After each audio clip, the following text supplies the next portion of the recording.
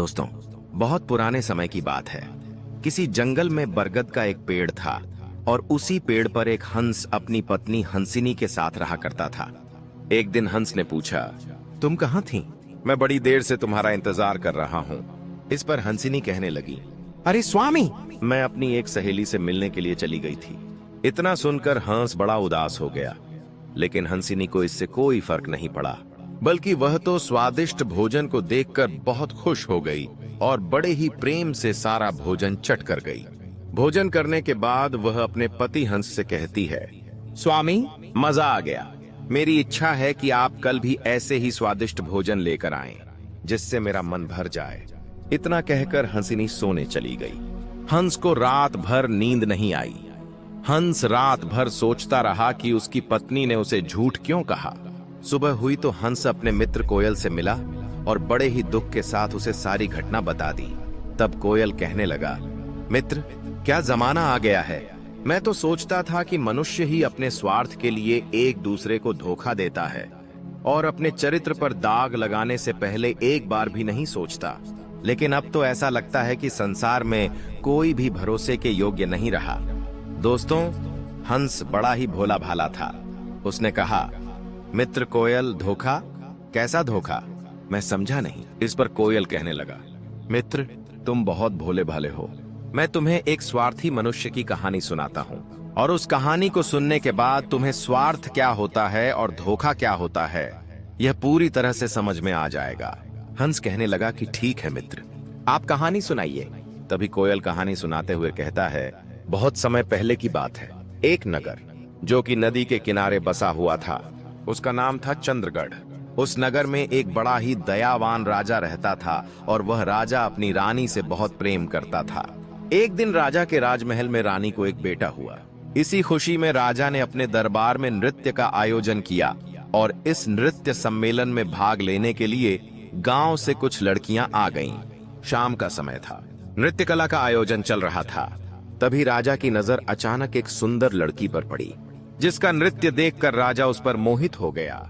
फिर राजा ने मंत्री से कहकर अपने विवाह का प्रस्ताव उस लड़की के सामने रखवाया। वह लड़की विवाह के लिए तैयार हो गई और कुछ दिनों बाद राजा ने उस लड़की से विवाह कर लिया। इस तरह अब राजा की दो रानियां हो गईं। कुछ सालों के बाद सबसे छोटी रानी के दो पुत्र हुए। इस तरह बड़ी रानी का एक पुत्र और छोटी रानी के दो पुत्र हो गए। दोस्तों, धीरे धीरे समय इसी तरह व्यतीत होता गया और राजा के तीनों पुत्र बड़े हो गए। राजा महाराजाओं को जंगल में शिकार खेलने का शौक हुआ करता था, तो राजा के तीन बेटों में से एक बड़ा बेटा एक दिन अपने घोड़े पर सवार होकर जंगल में शिकार खेलने के लिए निकल गया। जंगल में शिकार करते करते पूरा दिन बीत गया, परंतु उसके हाथ एक भी शिकार नहीं लगा। वह थक हार कर घर लौटने ही वाला था कि तभी अचानक घने जंगल से एक पागल इंसान उसके सामने आ गया। उसने बहुत ही अजीब और फटे पुराने कपड़े पहने हुए थे और उसका व्यवहार भी बड़ा विचित्र लग रहा था। वह भोजन की तलाश में इधर उधर भटक रहा था और उसके कंधे पर एक तोता बैठा हुआ था। उस इंसान और तोते के बीच में बहुत गहरी दोस्ती थी, क्योंकि अब वही तोता उसका एकमात्र सहारा था। फिर राजकुमार अपने थैले में से रोटी निकालकर उस पागल व्यक्ति को दे देता है। पागल व्यक्ति रोटी को देखते ही लपक कर खाने लगता है। इतने में राजकुमार उस पागल व्यक्ति से पूछता है, आखिर तुम कौन हो और इस घने जंगल में अकेले क्यों भटक रहे हो? तुम्हारा परिवार कहाँ है? इतना सुनते ही उस पागल व्यक्ति के हाथ से रोटी गिर जाती है और उसकी आंखों में आंसू आ जाते हैं। वह फूट फूट कर वहीं रोने लगता है। यह सब देखकर राजकुमार हैरान हो जाता है, आश्चर्यचकित रह जाता है और उस पागल व्यक्ति से कहने लगता है, तुम रो क्यों रहे हो? तभी उस पागल व्यक्ति के कंधे पर बैठा तोता बोल उठता है, मेरे मालिक अपने बेटे के कारण इस स्थिति में जंगल में भटक रहे हैं। फिर राजकुमार पूछता है, आखिर इनके साथ ऐसा क्या हुआ था? तभी वह तोता कहने लगा, पास वाले नगर में एक बड़ी ही सुंदर राजकुमारी रहती है, जिसका पिता एक राजा है और वह अपनी राजकुमारी का विवाह करवाना चाहता है। राजकुमारी भी विवाह के लिए तैयार है, लेकिन उसकी एक शर्त है कि वह उसी इंसान से विवाह करेगी जो उसके एक प्रश्न का सही उत्तर देगा, और यदि वह व्यक्ति उस प्रश्न का उत्तर नहीं दे पाया तो उसका सिर कटवा दिया जाएगा। मेरे मालिक का एक पुत्र था जो उस राजकुमारी से विवाह करने की आशा में उसके दरबार में पहुंचा। लेकिन वह राजकुमारी के प्रश्न का उत्तर नहीं दे सका और उसकी मृत्यु हो गई। मेरे मालिक इस सदमे को बर्दाश्त नहीं कर पाए, क्योंकि वह उनका इकलौता पुत्र था। इसी कारण उन्होंने अपना मानसिक संतुलन खो दिया और इस तरह से वे जंगल में भटकने लगे। इतनी बात होते ही वह व्यक्ति वहां से चला जाता है और यह सारी बात सुनकर राजकुमार के दिल और दिमाग में उस राजकुमारी वाली बात गहराई से बैठ जाती है। महल की ओर लौटते समय भी पूरे रास्ते वह उसी राजकुमारी के ख्यालों में खोया हुआ था। राजकुमार के दिमाग में बस यही चल रहा था। जब वह घर लौट कर आया तो रात्रि में लेटकर आराम तो कर लिया, लेकिन सुबह भी वह उसी राजकुमारी के ख्यालों में डूबा हुआ था। अब राजकुमार से रहा नहीं गया और वह अति शीघ्र अपना घोड़ा निकालकर उस राजकुमारी के महल की ओर चल पड़ा। दोस्तों, राजकुमार को बाहर जाते हुए देखकर उसके माता पिता ने जब उससे पूछा, बेटा तुम कहां जा रहे हो? तब राजकुमार ने कहा, हमारे पड़ोसी नगर में एक राजकुमारी रहती है जो विवाह करना चाहती है, परंतु उस राजकुमारी की एक शर्त है कि वह उसी से विवाह करेगी जो उसके प्रश्न का सही उत्तर देगा, और जो उसके प्रश्न का उत्तर नहीं दे पाएगा उसका वह सिर कटवा देती है। अब तक उस राजकुमारी के चक्कर में कई लोग मारे जा चुके थे। यह सुनकर राजकुमार के माता पिता बहुत चिंतित हो गए और उन्होंने उसे रोकने की भरसक कोशिश की, परंतु राजकुमार के दिमाग में तो केवल वही राजकुमारी और उसका प्रश्न बसा हुआ था।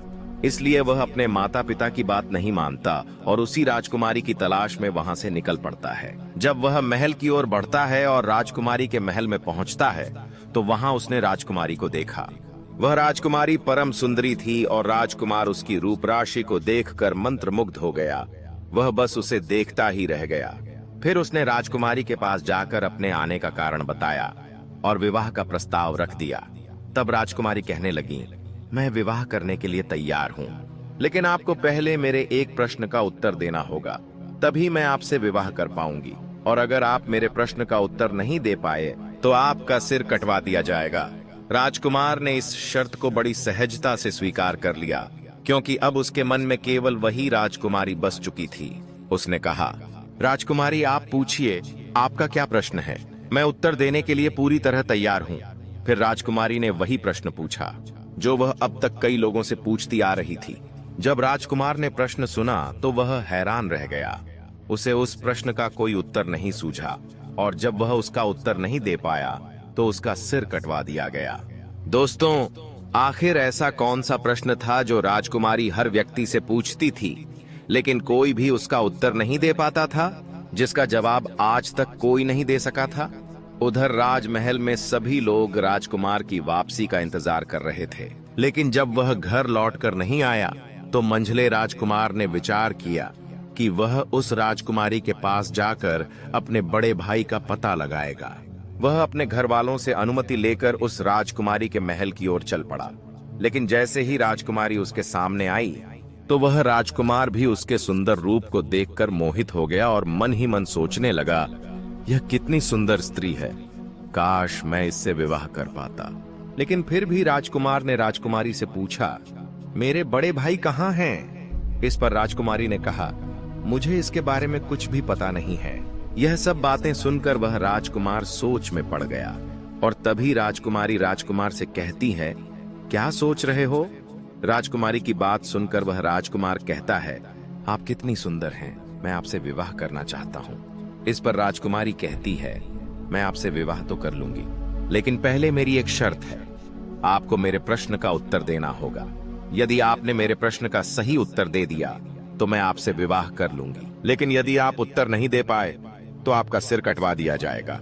राजकुमार कहता है, ठीक है, मुझे आपकी शर्त मंजूर है, आप अपना प्रश्न पूछिए। लेकिन मंझला राजकुमार भी उस प्रश्न का उत्तर नहीं दे पाया और उसका भी सिर कटवा दिया गया। दोस्तों, इस तरह से उस राजकुमारी से विवाह करने के चक्कर में राजा के 3 बेटों में से 2 बेटों के सिर कटवा दिए गए। अब बचा केवल सबसे छोटा बेटा। वह भी अपने घोड़े को लेकर राजकुमारी के महल की ओर निकल पड़ता है। उसके माता पिता उसे बहुत रोकते हैं, लेकिन छोटा जो राजकुमार था वह अपने माता पिता से कहता है, हम उस हत्यारिन राजकुमारी से अपने भाइयों का बदला लेने जा रहे हैं और जब तक मैं उससे बदला नहीं ले लूंगा तब तक वापस नहीं आऊंगा। या तो मैं उस हत्यारिन से प्रतिशोध लेकर लौटूंगा, अन्यथा आप यह समझ लेना कि आपका कोई बेटा ही नहीं था।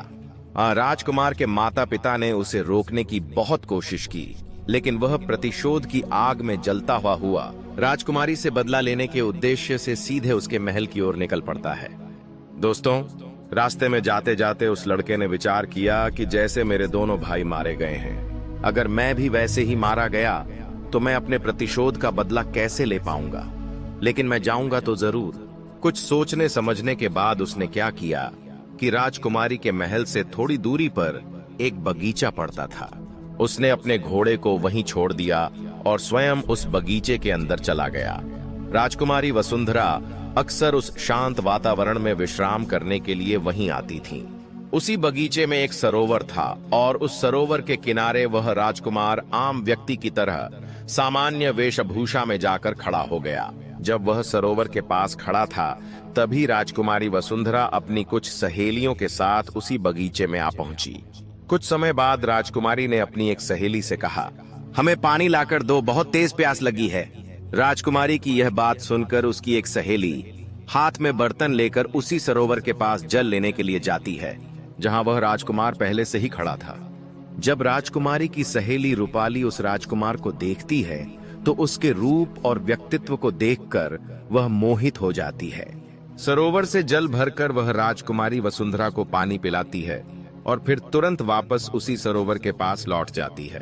वहां जाकर वह उस व्यक्ति यानी राजकुमार से कहती है, आप कौन हैं और यहाँ क्या कर रहे हैं? मैंने आपको पहली बार देखा है, लेकिन आपके रूप को देखकर मैं आप पर मोहित हो गई हूँ और मैं आपसे विवाह करना चाहती हूँ। यह सुनकर राजकुमार कहता है, ठीक है, लेकिन पहले यह बताइए कि आप कौन हैं?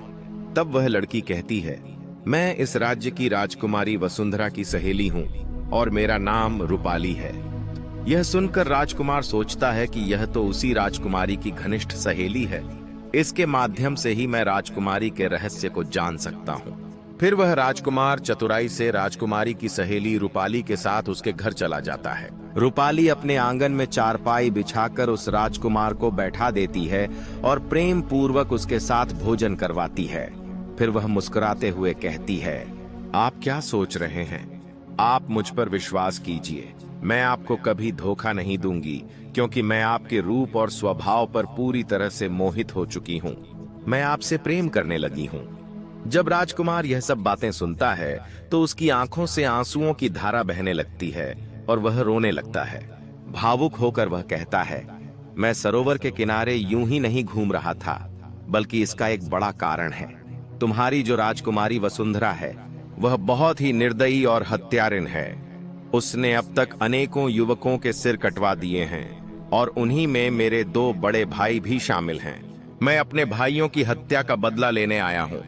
इसीलिए मैं यह जानना चाहता हूँ कि वह राजकुमारी आखिर ऐसा कौन सा सवाल पूछती है जिसका उत्तर कोई नहीं दे पाता। तभी रूपाली कहती है, वह तो हम आपको बता देंगे, लेकिन इससे पहले आप हमसे वादा कीजिए कि आप हमसे विवाह करेंगे। राजकुमार उसकी बात मान लेता है। इस तरह से रूपाली ने एक ओर तो राजकुमार से विवाह का वादा ले लिया, लेकिन दूसरी ओर उसके मन में यह भय भी था कि यदि वह राजकुमार को राजकुमारी के पास जाने देगी, तो कौन जाने वह जीवित लौटकर आएंगे भी या नहीं। फिर राजकुमार ने रूपाली से कहा, मैं तुमसे विवाह अवश्य करूंगा, लेकिन पहले मुझे अपने भाइयों की हत्या का बदला लेना है। जब राजकुमार ने इतना कहा, तो रूपाली को उस पर पूर्ण विश्वास हो गया। फिर उसने राजकुमार को राजकुमारी वसुंधरा के रहस्य के बारे में बताना शुरू किया। रूपाली ने कहा कि वह राजकुमारी हर व्यक्ति से केवल एक ही प्रश्न पूछती है, चंद्र सरोवर की क्या कहानी है? तब राजकुमार ने रूपाली से कहा, अगर तुम्हें प्रश्न पता है तो इसका उत्तर भी जरूर पता होगा, कृपया मुझे इसका उत्तर बता दो। लेकिन रूपाली तुरंत हाथ जोड़कर कहती है, यदि मुझे उत्तर के बारे में कुछ भी पता होता तो मैं आपको अवश्य बता देती। फिर वह कहती है, राजकुमारी के राज्य में एक साधु रहता है, केवल उसी को चंद्र सरोवर की कहानी का पता है। उसी साधु ने ही राजकुमारी को यह सलाह दी है कि यदि कोई भी व्यक्ति विवाह के लिए प्रस्ताव रखे तो उससे चंद्र सरोवर की कहानी पूछना। रूपाली यह भी बताती है कि दरअसल राजकुमारी को खुद भी उस कहानी के बारे में कुछ नहीं पता, लेकिन फिर भी वह हर व्यक्ति से वही प्रश्न करती है।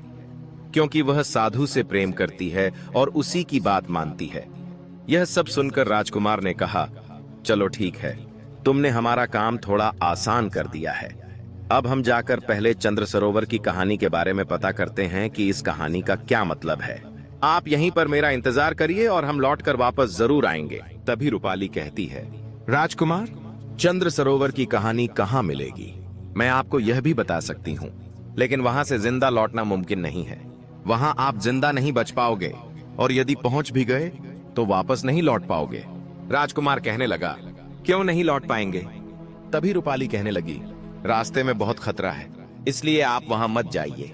इस जिद को छोड़ दीजिए, आप अपने भाइयों का बदला नहीं ले पाओगे। आप हमारे साथ विवाह कर लीजिए और बदला लेने के बारे में भूल जाइए। इस पर राजकुमार कहता है, चाहे रास्ते में कितनी भी कठिनाई क्यों न हो, कितना भी संकट क्यों न आए, लेकिन मैं जाऊंगा जरूर और अपने भाइयों का बदला जरूर लूंगा। तभी रूपाली कहती है, अब हम चाहे इसे कितना भी रोकने की कोशिश करें, लेकिन यह नहीं रुकेगा। फिर रूपाली ने खुद एक घोड़ा और एक तलवार राजकुमार के हाथ में दिया और कहा, यह घोड़ा और तलवार तुम्हारे बहुत काम आएंगे, इसलिए आप एक काम करना, यहाँ से ठीक पश्चिम दिशा की ओर जाना। जब आप पश्चिम दिशा में आगे बढ़ेंगे तो आपको एक गुफा दिखाई देगी। उसी गुफा में एक शेर रहता है। उस शेर से आपको डरना नहीं है, क्योंकि वह शेर बूढ़ा हो चुका है और इस कारण अब वह शिकार नहीं कर पाता, बहुत भूखा रहता है। जब आप उसके पास जाओ तो इस तलवार की मदद से रास्ते में उसके लिए कुछ भोजन लेते जाना, और जब वह शेर गुफा से बाहर आए तो उसके सामने वह खाना रख देना। वह उस भोजन को खाकर तुम्हारी मदद जरूर करेगा। बस इतना ध्यान रखना कि जब आप जंगल में थोड़ा आगे बढ़ोगे तो आप समुद्र के किनारे पहुंच जाओगे। वहां से आगे आपको समुद्र के उस पार जाना होगा। इतना कहकर रूपाली ने राजकुमार को विदा कर दिया और राजकुमार पश्चिम दिशा की ओर जंगल में निकल पड़ा। अब वह राजकुमार धीरे धीरे जंगल की तरफ बढ़ने लगा। रूपाली के अनुसार उसे एक शेर की गुफा मिली, वही बूढ़ा शेर जिसके बारे में रूपाली ने राजकुमार को पहले ही बता दिया था। राजकुमार ने बिल्कुल उसी के बताए अनुसार उस शेर के सामने कुछ भोजन रख दिया, क्योंकि शेर बहुत भूखा था। कई दिनों से उसने कुछ खाया नहीं था। वह खाना देखते ही बहुत प्रसन्न हो गया और लपक कर उस भोजन को खाने लगा। राजकुमार देखता है कि अब तो शाम हो चुकी है। धीरे धीरे ठंड भी लगने लगी और चारों ओर हल्का अंधेरा छाने लगा। वह क्या करता है, आसपास से कुछ लकड़ियां लाकर गुफा के सामने इकट्ठा करता है और आग जला देता है। उसी आग के पास आकर वह शेर भी राजकुमार के बगल में बैठ जाता है। राजकुमार उस शेर को धीरे धीरे सहलाने लगता है।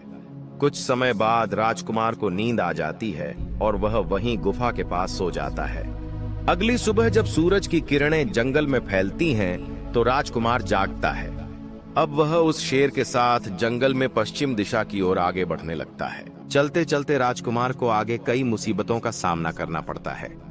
कई तरह के जानवर उसके सामने आते हैं, लेकिन उस बूढ़े शेर की दहाड़ से सभी जानवर डरकर भाग जाते हैं। इसी तरह राजकुमार उस बूढ़े शेर के साथ चलते चलते समुद्र के किनारे पहुंच जाता है। वह देखता है कि समुद्र के किनारे एक पुरानी लकड़ी की नाव पड़ी है। राजकुमार जल्दी से उस नाव में बैठ जाता है और समुद्र के उस पार चंद्र सरोवर की कहानी की तलाश में निकल पड़ता है। ठीक 8 दिन बाद वह समुद्र पार करके एक नगर में पहुंचता है। नगर में पहुंचने के बाद राजकुमार चंद्र सरोवर की कहानी की तलाश में इधर उधर भटकने लगता है। देखते ही देखते वह एक सुंदर राज्य में पहुंच जाता है, और जिस राज्य में वह पहुंचा उस राज्य के राजा का नाम था सरोवर। दोस्तों, वहां पर पहुंचकर राजकुमार देखता है कि उस राजा के राज्य में प्रतिदिन नृत्य कला होती थी और वहां पर कई लोग आया करते थे। संगीत बजता था, सभा में चारों ओर आनंद का माहौल छा जाता था। राजकुमार भी उन्हीं लोगों के बीच में जाकर बैठ गया। तभी राजा की नजर उस राजकुमार पर पड़ गई और राजा ने सभा के अंत में उसे बुलवाया। राजा ने उससे कहा, आप इस राज्य के निवासी नहीं लगते। इससे पहले आपको यहाँ कभी देखा नहीं गया। कौन हो तुम और यहाँ किस उद्देश्य से आए हो? राजकुमार को तो चंद्र सरोवर की कहानी जाननी थी और उसे अच्छी तरह से पता था कि इस कहानी के बारे में सरोवर नाम के राजा को जरूर जानकारी होगी। इसीलिए राजकुमार उस राजा से कहता है, महाराज, मैं एक गीत आपको सुनाना चाहता हूँ। राजकुमार की बात सुनकर राजा कहते हैं, ठीक है, यदि आपको कोई गीत याद है तो आप अवश्य सुनाइए। राजकुमार गीत गाने लगता है। उस राजकुमार ने इतना सुंदर गीत सुनाया कि पूरी सभा खड़ी हो गई और उसके गीत को सुनकर सारी सभा वाह वाह करने लगी। राजा खुशी के मारे बहुत प्रसन्न हो गया। उसने हर्षित होकर राजकुमार से कहा, तुम्हारे संगीत से मैं अत्यंत प्रसन्न हुआ हूँ। यदि तुम चाहो तो मुझसे कुछ भी मांग सकते हो। इस समय जो भी मांगोगे मैं तुम्हें अवश्य दूंगा, यह मेरा वचन है। फिर राजकुमार मुस्कुराते हुए कहने लगा, महाराज, कहीं ऐसा ना हो कि मैं कुछ मांग बैठूं और आप अपनी कही हुई बात से मुकर जाएं, इसलिए आप रहने दीजिए। यह सुनकर राजा हंसते हुए बोला, नहीं नहीं, तुम मांगो, जो भी मांगोगे मैं अवश्य दूंगा, इसलिए जो भी तुम्हारी इच्छा हो वह बेहिचक कहो। अब राजकुमार ने कहा, महाराज, मुझे कुछ भी नहीं चाहिए, मुझे केवल आप चंद्र सरोवर की कहानी बता दीजिए। इतना सुनते ही राजा सरोवर के चेहरे का रंग फीका पड़ गया। उसके माथे पर पसीना छलक आया। वह घबराते हुए बोला, यह तुमने क्या मांग लिया? तुम मुझसे मेरा पूरा साम्राज्य मांग लेते तो वह मैं खुशी खुशी दे देता, लेकिन तुमने मुझसे यह कैसा सवाल पूछ लिया है? राजा ने कहा, यह कहानी मैं जानता तो हूं, लेकिन मैं तुम्हें सुना नहीं सकता। तभी राजकुमार बोला, महाराज, कुछ ही समय पहले आपने स्वयं कहा था कि मैं जो भी मांगूंगा आप मुझे देंगे, इसीलिए आपसे विनती है कि आप केवल मुझे चंद्र सरोवर की कहानी सुना दीजिए। आखिर इसमें ऐसा क्या रहस्य है? अब महाराज अपने ही वचन में फंस जाते हैं। वह कुछ क्षण चुप रहने के बाद धीरे धीरे बोले, यदि तुम्हारी यही अंतिम इच्छा है तो मैं तुम्हें चंद्र सरोवर की कहानी सुना दूंगा, लेकिन याद रखना, जैसे ही कहानी समाप्त होगी तुम्हारा सिर धड़ से अलग कर दिया जाएगा। यदि तुम इस शर्त पर सहमत हो तो मैं कहानी सुनाना शुरू करता हूं। राजकुमार ने साहस के साथ उत्तर दिया, ठीक है महाराज, आप मेरा सिर कटवा लेना पर कहानी अवश्य सुनाना। महाराज बोले, ठीक है, हम तुम्हें कहानी अवश्य सुनाएंगे। फिर उन्होंने अपने मंत्री और सैनिकों को इशारा किया। मंत्री और सैनिक धीरे धीरे राज की ओर ले जाने लगे और राजकुमार वहीं पर बैठा हुआ यह सब कुछ देख रहा था। जब मंत्री और नौकर कारावास से लौटकर आते हैं तो उनके साथ एक बहुत ही सुंदर युवती होती है, लेकिन उसके शरीर पर फटे पुराने कपड़े होते हैं, हाथों में हथकड़ियां और पैरों में बेड़ियां पड़ी होती हैं। वह ठीक से चल भी नहीं पा रही थी। राजा के नौकर उसे मारते हुए, उस पर कोड़े बरसाते हुए उसे घसीटकर राजा के सामने लाकर खड़ा कर देते हैं। राजकुमार यह दृश्य देखकर चौंक जाता है और आश्चर्य से पूछता है, महाराज, यह सब क्या हो रहा है? मेरी तो कुछ समझ में नहीं आ रहा है। तभी महाराज गहरी सांस लेते हुए कहते हैं, तुम जानना चाहते थे कि चंद्र सरोवर की कहानी क्या है, तो सुनो। सरोवर मेरा नाम है और चंद्र इस लड़की का नाम है जो इस समय तुम्हारे सामने हथकड़ियों और बेड़ियों में जकड़ी खड़ी है। राजकुमार एकदम सन्न रह गया। वह फिर धीमे स्वर में बोला, महाराज, इसका मतलब चंद्र और सरोवर की कहानी आपकी अपनी कहानी है? राजा ने सिर झुकाकर उत्तर दिया, हाँ, यह मेरी ही कहानी है। जब मैं नवयुवक था, जवान था, तब एक बार मैं जंगल में शिकार खेलने गया था। उसी जंगल में एक तालाब के किनारे यह लड़की चंद्र अपनी सहेलियों के साथ बैठी हुई थी। जब मैं घूमते घूमते तालाब के पास पहुंचा तो मेरी नजर अचानक इस लड़की पर पड़ी। उसे देखते ही मैं उस पर मोहित हो गया। जब इसने मुझे देखा तो शायद यह भी मुझ पर मोहित हो गई। मैं तो इसके रूप का दीवाना हो गया। क्या बताऊं, उसे देखकर मेरी जुबान जैसे बंद हो गई। मैं कुछ कह ही नहीं पाया। पर तभी इस लड़की ने ही मुझे पास बुला लिया और पूछा, आप कौन हैं? कहां से आए हैं और यूं क्या देख रहे हैं? मैंने थोड़ी उलझन में धीमे स्वर में उत्तर दिया, मेरा नाम सरोवर है और अगर आप जानना चाहती हैं कि मैं क्या देख रहा हूं तो सुनिए। आप इतनी खूबसूरत हैं कि जी चाहता है बस आपको ही देखता रहूं। इससे पहले कि मैं और कुछ पूछता या कहता, इस लड़की ने मुझसे ही सवाल कर लिया, क्या आप मुझसे विवाह करेंगे? जो बात मेरे दिल में थी वही इसने कह दी। उसकी बात सुनकर मैं बहुत प्रसन्न हो गया। फिर वह मुझे अपने साथ अपने घर ले गई और अपने माता पिता से कहने लगी, अगर मैं विवाह करूंगी तो केवल इसी युवक से करूंगी, अन्यथा मैं जीवन भर कुंवारी ही रहूंगी या प्राण त्याग दूंगी। उसकी माँ और पिता ने उसे बहुत समझाया। उन्होंने कहा, बेटी, इस युवक के घर परिवार का कोई पता नहीं है, ये कहाँ के रहने वाले हैं हमें नहीं मालूम। हम कैसे तुम्हारा विवाह एक अजनबी से कर सकते हैं? पर वह लड़की, उसने तो जैसे कोई ठान ही लिया था। वह बार बार अपने माता पिता से विनती करने लगी। धीरे धीरे उसने खाना पीना भी छोड़ दिया। उसकी जिद और तप के आगे अंततः उसके माता पिता मजबूर हो गए। उन्होंने हार मानकर कहा, अगर यही तुम्हारी अंतिम इच्छा है तो हम विवाह के लिए तैयार हैं। कुछ समय बाद उसका विवाह मुझसे हो गया। जब उसकी विदाई हुई और वह मेरे साथ घर लौट रही थी तो वह बड़ी प्रसन्न थी। रास्ते भर वह मुझसे कहती रही, मुझे मेरे मनचाहे पति मिले हैं। मैं खुद दुखी रह सकती हूं लेकिन आपको कभी दुखी नहीं होने दूंगी। मैं चाहे संकट में पड़ जाऊं लेकिन आप पर कोई आंच नहीं आने दूंगी। और मैं अपने पति धर्म का पालन करते हुए उससे हमेशा लगाव बनाए रखा। हम जब अपने महल पहुंचे तो वह मेरे प्रति बहुत प्रेम दिखाने लगी। धीरे धीरे हम भी उसके प्रेम में इतने डूब चुके थे कि सब कुछ भूलने लगे। हम राज दरबार का कामकाज भी समय से पहले निपटाकर सीधे घर लौट आते थे। कुछ दिनों तक यह सब ऐसे ही चलता रहा। फिर एक दिन जब मैं रोज की तरह घर लौटा और उसके पास गया तो पता नहीं क्यों मुझे अचानक बहुत तेज नींद आ गई। ऐसा रोज होने लगा। मैं घर लौटता और अचानक नींद घेर लेती। लेकिन एक दिन जब मेरी नींद जल्दी खुल गई तो मैंने देखा कि मेरी पत्नी महल से बाहर जा रही है। उसके पीछे पीछे मैं भी चुपचाप निकल पड़ा। तभी मैंने देखा वह स्त्री जंगल की ओर जा रही थी और वहां एक साधु के साथ बैठकर हंस हंस कर बातें कर रही थी। यह दृश्य देखकर मैं ठिठक गया। मन में विचार आया, क्या यह रोज का ही सिलसिला है या आज पहली बार ऐसा हुआ है?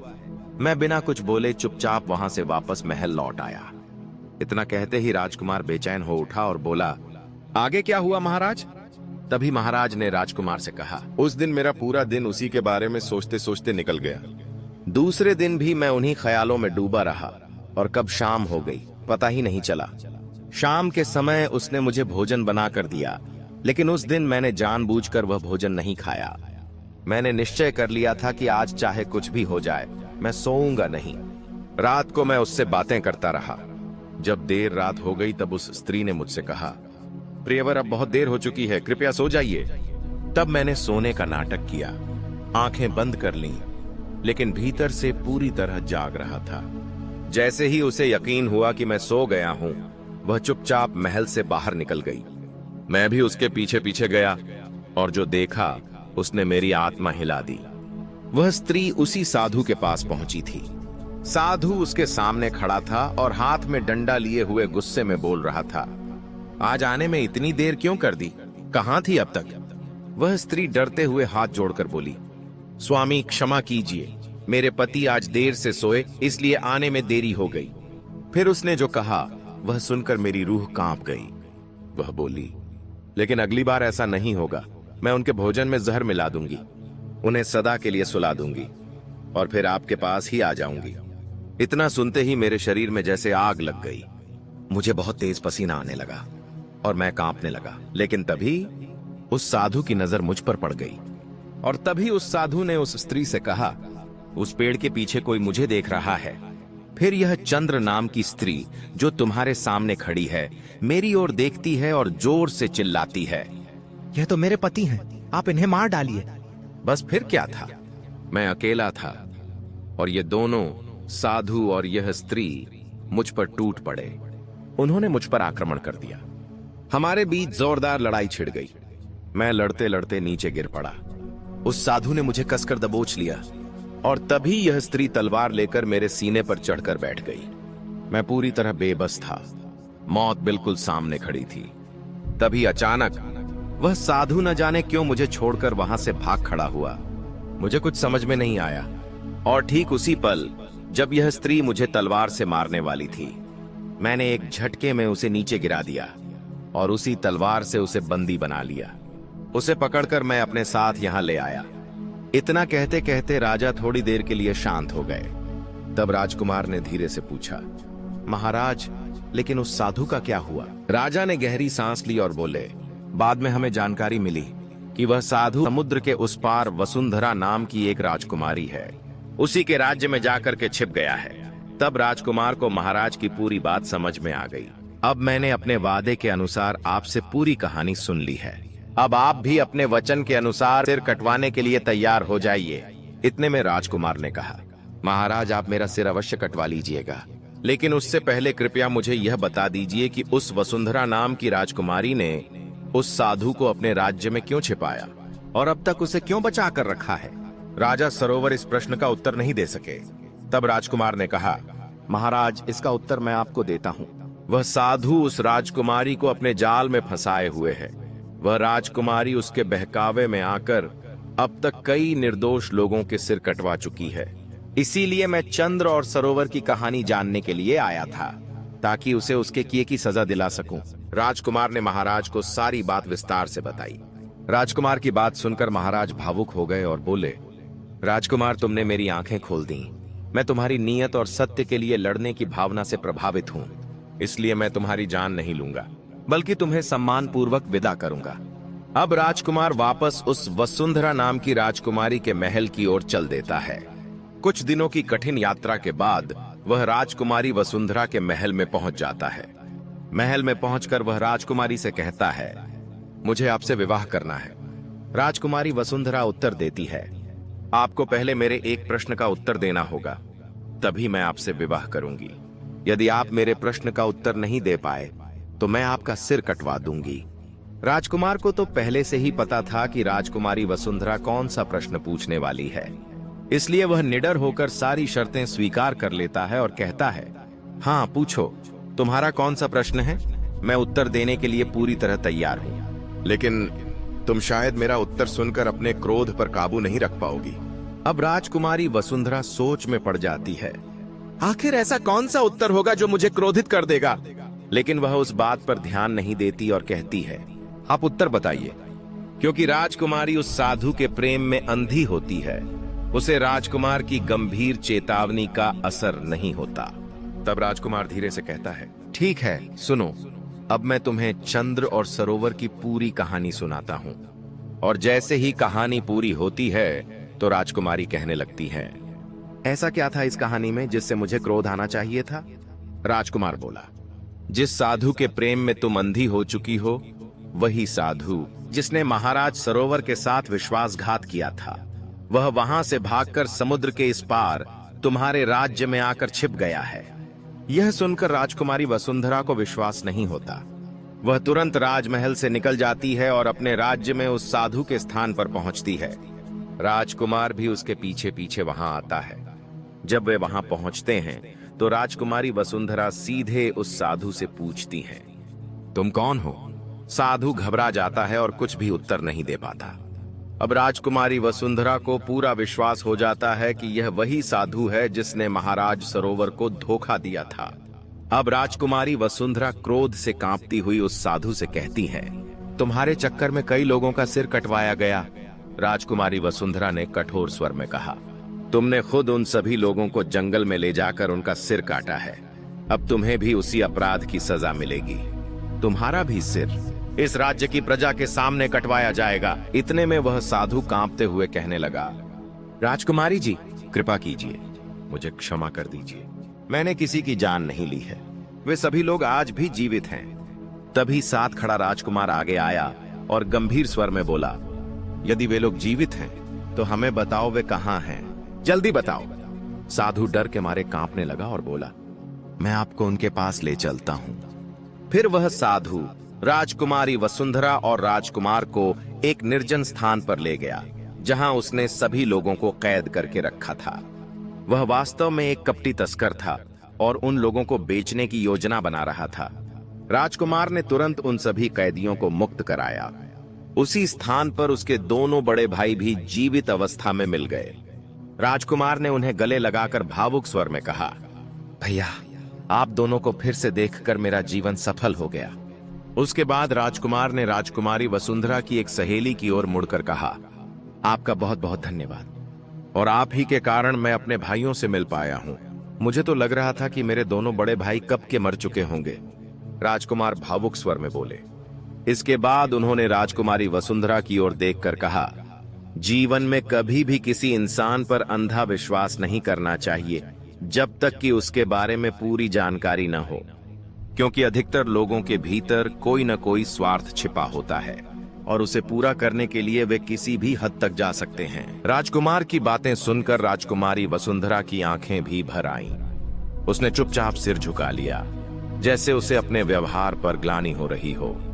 इतना कहकर राजकुमार ने अपने दोनों भाइयों और वसुंधरा की उस सहेली को साथ लिया और वहां से अपने राज्य की ओर लौट गए।